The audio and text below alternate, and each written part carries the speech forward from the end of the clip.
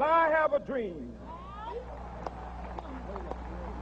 that my 4 little children will one day live in a nation where they will not be judged by the color of their skin, but by the content of their character. I have a dream today. Dr. King's immortal words filled the National Mall 48 years ago. This October, the mall was filled again with Dr. King's presence when the Martin Luther King Jr. Memorial was dedicated on a sightline linking the Lincoln and Jefferson memorials. Etched on the 30-foot tall statue of Dr. King are the words from the I Have a Dream speech. Out of the mountain of despair, a stone of hope. Jim White is the public face of Volunteers of America, the organization that helps so many people in so many ways. Best known for its Meals on Wheels program, VOA marshals more than 17,000 volunteers to feed the homeless, the hungry, and the hurting.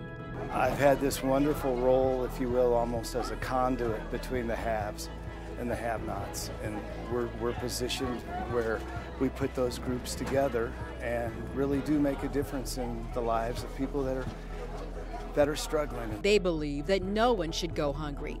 VOA offers permanent, temporary, and transitional housing to the chronically homeless, mentally ill, low-income families, women and children seeking refuge from domestic violence, and female veterans dealing with post-traumatic stress.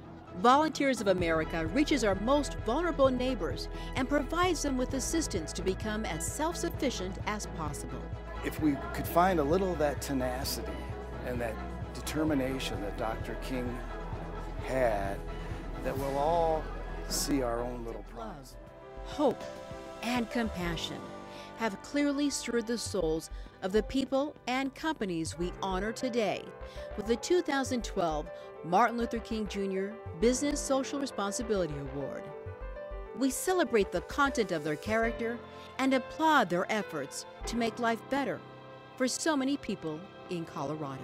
When all of God's children, black men and white men, Jews and Gentiles, Protestants and Catholics, will be able to join hands and sing in the words of the old Negro spiritual, free at last, thank God.